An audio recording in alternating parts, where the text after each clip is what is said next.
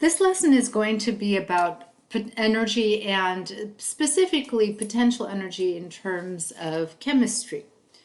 So let's perhaps start with an analogy and just quickly maybe address the idea of what is energy. Energy is the ability to do work or to generate heat. Okay, so I'm going to just fast forward through these here. So when we're dealing with chemicals, remember we're dealing with atoms, and we know that atoms are attracted to each other so that they can fill their valence shell. And in order for two atoms that are attracted to each other to come apart, it requires energy. And then if you can imagine the analogy of here we have a Lego landscape. And this Lego landscape is made up of Legos. We can kind of use the analogy of atoms that are attracted to each other. In order to break apart this Lego landscape, or in other words, to break apart these molecules, it requires energy to pull those Legos apart. And so in the next image, you see a bunch of Legos lying on the floor. Energy pulled them apart. Now imagine these Legos to be magnetic Legos. And in that case, the magnetic Legos are going to naturally attract back to each other. And by doing that, they release energy. So breaking bonds requires energy, where forming bonds releases energy. That's something that many people often get confused. They think that making bonds requires energy. That is not true. Breaking bonds requires energy. Forming bonds releases energy. So let's take a look at one example of a chemical reaction. This is a chemical reaction you've done in the lab for those of you who've come into the lab and have used Bunsen burners. Those Bunsen burners release methane, and they, with some sort of spark, that methane combined with oxygen to create this flame, this release of energy to produce carbon dioxide and water. So let's take a look at what those molecules actually look like. So we have CO4 in the far left. We have two molecules of O2 right next to that. On the other side of the arrow, I have one CO2 and then two H2Os. So these are sort of those Legos that have already been formed. In order to have a reaction happen, that CH4 and there we go. That CH4 and that O2 have to break apart. So as bonds are breaking apart, this requires energy. And when anything requires energy, where energy goes in, we call that endothermic. It goes in, okay? Endo sounds like in. So endothermic means that energy is required to go in.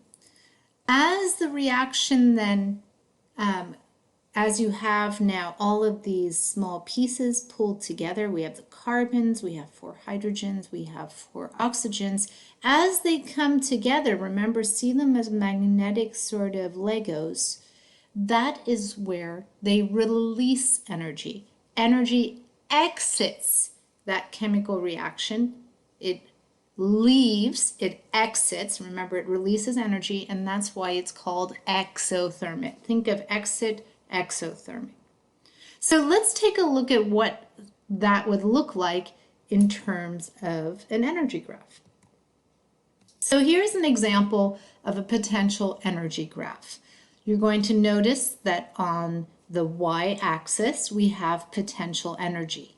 As you move up the y-axis, there is more potential energy. And then on the y-axis, on the x-axis, we have progressive reaction. So on the far left, that's the start of the reaction. On the far right is the end of the reaction. And this gives you an image of how is the energy in that chemical reaction changing. So For this example, we are starting our reaction with already some potential energy. And that's perfectly normal. Now remember, I was saying in order to actually have a reaction happen, we first need to break these bonds. We need to break carbon and oxygen, and we need to break the nitrogens and the oxygens apart from each other. In order to do that, it requires energy. And that's why we've got energy graph going up. Okay, this shows us that energy is entering the chemical reaction, hence why it's going up, because it requires energy. Okay, at this point right over here, we've got all of these atoms more or less broken apart, and imagine these as single Legos that are magnetic, and they reshuffle themselves and are attracted to a new combination, and as a result it releases energy. So here we have energy is released. Remember, when they form bonds, energy is released. So looking at this graph here, we can tell that it takes less energy, that it takes energy to break the bonds, but it also releases a lot of energy. In fact, it releases so much energy that you have more energy leaving than what you started with. In fact, you have 226 kilojoules more of energy leaving that chemical reaction than when we started. And because so much is leaving, this is going to feel hot. And we call that an exothermic reaction. Okay, this is an example where more energy leaves the chemical reaction than what it started with. And so for that reason, it's going to be an exothermic reaction because more energy leaves. Okay? So now let's take a look at a different type of chemical reaction. Here I have NH, we started with, let me try that again, NH4Cl. Now in this molecule, these bonds are all going to break apart. Okay, that means that the N is going to break apart from the H's. So we have another N, we have an H. I should separate them. Another H, another H, and another Cl. So remember, always, always, always, whenever bonds break, they require energy to make them break. So you notice here we've got those breaking bonds requiring energy, and so that there's more energy now in that chemical reaction because it got that energy from the outside. They're now going to reshuffle themselves, now that you have these single atoms, to NH4 and Cl. In this example, it still releases energy because remember, forming bonds releases energy, but it's not as much energy that is released as with the last one. In fact, it's just a little bit of energy. In fact, there's not a whole lot of, it's not more than what we started with. And so what we're going to do is we're going to find something that is called the delta H. There we are. And that is the difference from your products potential energy and your reactants potential energy. Okay, so we're going to call this potential energy of our products. This is potential energy of our reactants. And this term delta H means energy of the reaction. We call it the heat of enthalpy. And that is essentially always potential energy of products minus potential energy of reactants. And in this case, it's going to be a positive number. And the reason is that the level is above where we started, and that's going to show an endothermic reaction. If we have a negative number, that means more is released than what we started with. This is less is released than what we started with. Then we call that an exothermic reaction.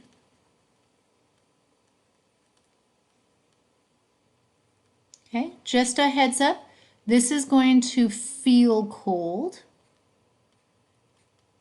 and this one is going to feel hot to the touch. Okay, so let me just review this piece here. Remember, this is our delta H. We call that heat of the reaction, and the number that they got was they took their values and more or less found the difference between them. Okay, so that's where you get the 200 and the 226, finding the difference between these two.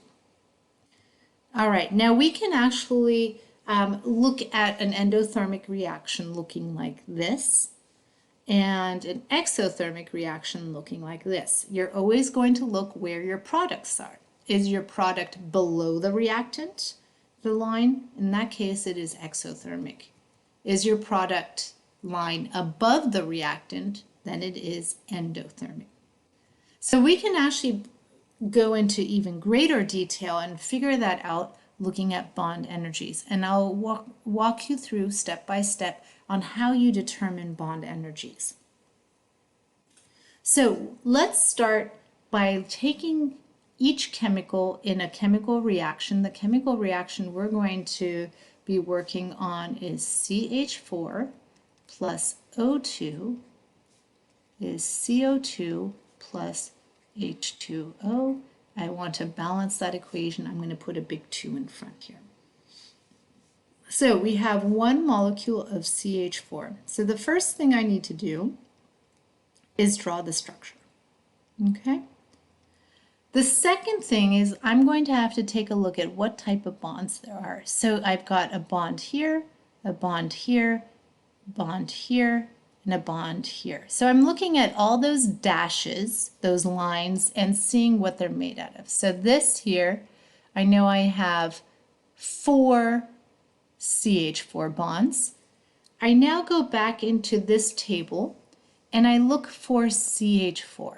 And it tells me that it requires, or it contains 413 kilojoules of energy. Okay? So one of those is 413 kilojoules of energy, but keep in mind I have 4 of them, so I'm going to multiply this by 4, and that brings it down to having that in order for me to break all of those bonds, all 4 of the CH4 bonds, I need to put in 1,652 kilojoules of energy. I guess that could go right over here. Remember, to break those bonds, I've always got to break bonds here and form bonds here. So breaking bonds requires energy. Okay, so this means energy has to be absorbed into the chemical reaction, and that could be by a match. In the case of CH4, we usually strike it with a little bit of heat to break those bonds. So let's try the next one. We've got oxygen, which is O2. Now, this is why it's so important to know how to draw those chemical structures, because when I look over at my chart, I can find a bond of oxygen with a single bond two oxygens, but remember, this is not the one I want. I want the one that has the double bond. There we go. And you'll notice that the double bond, to break a double bond, not surprisingly, takes a lot more energy. Having a single bond would only require 146 kilojoules, whereas a double bond requires 494. So that's why knowing how to draw those chemical structures is really important. So we have one double bond of oxygen, and in terms of our mass, when I looked at that, remember I have, and my apologies, I need to put a 2 in front here to balance it out. So I have actually 2 groups of O2. So mathematically, I know 495 kilojoules of energy are required to break one double bond of oxygen. But since I have 2 of them, that's going to be 990 kilojoules. And again, remember, I'm breaking these bonds here so I can form that carbon dioxide so those atoms can reshuffle. This is, again, energy being absorbed. All right. So we've got energy being absorbed into the chemical reaction from the outside over here. Now let's take a look at water. Water, remember, is got this chemical structure. And don't forget, and I should draw 2 of them over here too, that I have 2 sets of these. Okay, so we've only got one type of bond. We've got a hydrogen-oxygen bond. It is a single bond, but I have 4 of them. So I look back at my chart, and I find my oxygen-hydrogen bond. There it is. And since, let me just check my number. Yeah. So this is 463 kilojoules of energy. And don't forget, I have 4 of them, so I'm going to times it by 4. That works out to be 1,852 kilojoules. Now, because I formed these bonds, remember they're like these magnetic Legos that are attracted to each other. That means energy is released. There we go. And lastly, I've got one double bond. Let me make that a little bit obvious that it's a double bond. I'm sorry, I have one carbon dioxide that has 2 carbon double bonded oxygens. So when I look at my table, I look at carbon with a double bond of oxygen. Since I have 2 of them, I saw that my energy it requires to break one of them is 799 kilojoules. I'm going to times that by 2 to be 1,598 kilojoules. Okay, again, because these were formed, energy is released from the reaction. So how would I draw that as a potential energy graph? Well, you can already see what energy was absorbed from the outside to make those bonds break, and we know how much energy is released.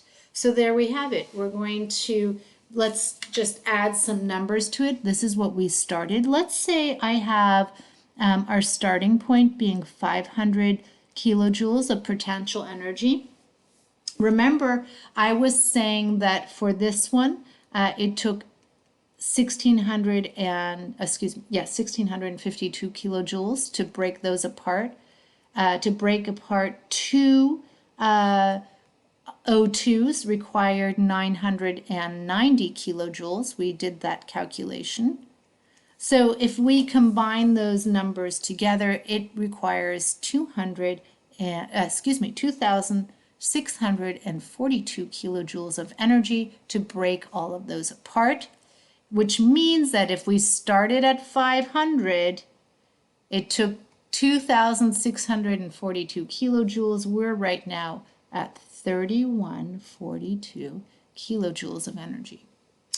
Okay, next piece is that when bonds form, remember they release energy. So this is going into the system, going out of the system. just a reminder, to break all of these bonds, to form all of these bonds, we had 1,598 kilojoules being released. For 2 water molecules, they released 1,852 kilojoules. Combining those together, that works out to be 3,450 kilojoules being released. We call that the potential energy of the products. Okay, that's how much is in fact released. And having said that, what is now going to be our delta H value? So we know that this has now dropped down to 308 kilojoules. How did I get that answer? I subtracted this value right here from this number right here, and that got me the difference. Or I can subtract this value from this one to get my delta H. Either one works because they give you the same answer. And our delta H value, in this case, because it's below our products, it's always going to be negative. It's 198 kilojoules. All right, so this means that it is an exothermic reaction. The reason I know it's exothermic is because it's below the the reactant side. So I'll just write reactants and products. So if it's below the reactants, if the products are below the reactants, we call it exothermic, and it is going to feel hot. Okay, just a reminder, this here is considered our activation energy. All right, that's our activation energy. So let me just rephrase a couple of things that are key. So if a reaction is overall endothermic, that means heat is moving into the system, being the chemical reaction from the outside. And so when you touch it, it's going to feel cold because the heat from your hand is going to the chemical reaction. Okay, it's helping it get that energy. So that's why it's going to feel cold, because it's taking that heat from you. When we have heat leaving the system, and that's certainly a little bit easier to understand, it's going to feel hot because the heat is exiting into your hand. Just a reminder, if it is feeling cold or heat is being taken in, it is endothermic, and you are going to have a delta H that is greater than 0. So you're going to have a positive number. I'll put a plus here. If you have an exothermic reaction, it means more energy is leaving that chemical reaction. You're going to get a number smaller than 0. That's going to be a negative number. And with that, we're going to just wrap it up. I feel like that's more than enough information.